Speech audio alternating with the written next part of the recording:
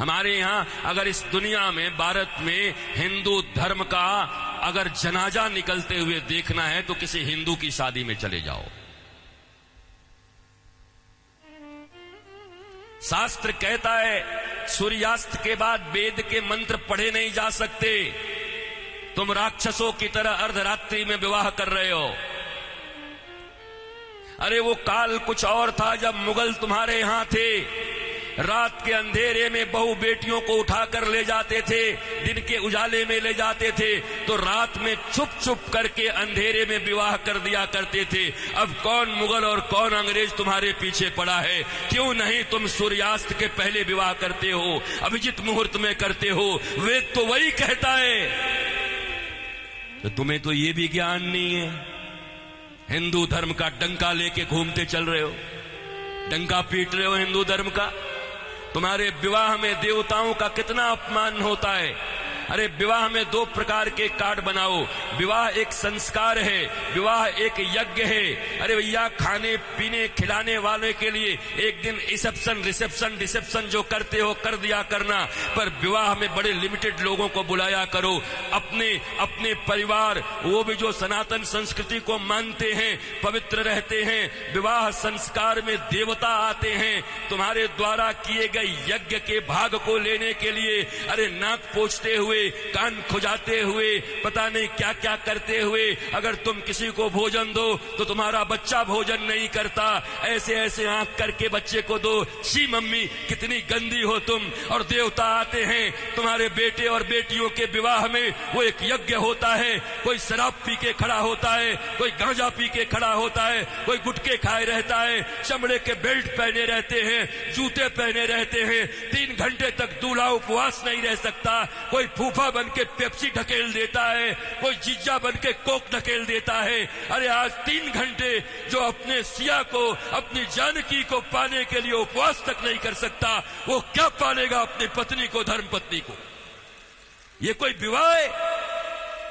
ये कोई सनातन संस्कृति है? और इसी को तुम विवाह कहते हो। विवाह यज्ञ है, यज्ञ है।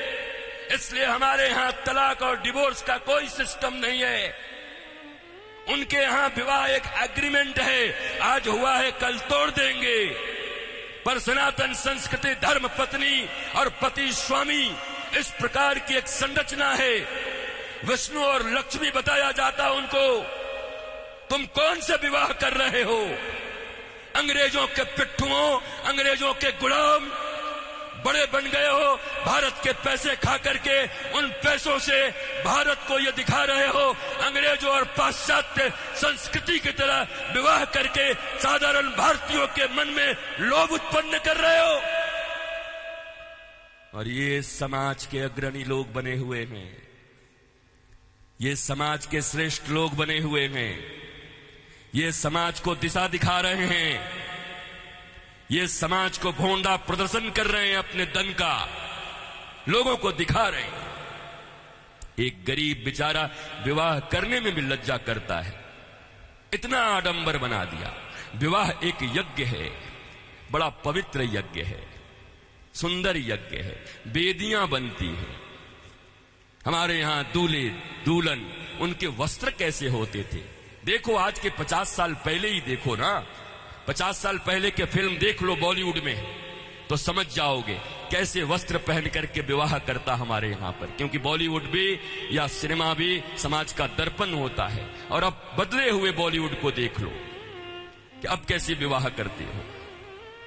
हमारे विवाह में हमारे वस्त्र, हमारे परिधान, फिर लेन देन इतना तो बनता है। 5 साड़ी तो बनती है, 21 साड़ी लगेगी ननद की। अरे कौन से ग्रंथ में लिखा है? कोई माई का लाल भारतवर्ष में किसी शास्त्र में मुझे दिखाए? कहां लिखा है ये लेन देन? तुम्हारी बुढ़िया पुराण में होगा। लोभियों के बनाए गए कानून, लोभियों के बनाए गए नियम।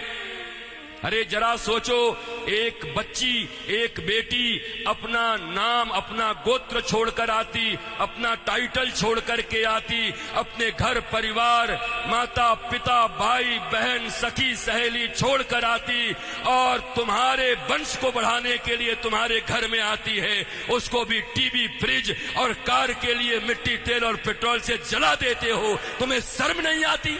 भारतवर्ष में जन्म लेकर बैठे हो।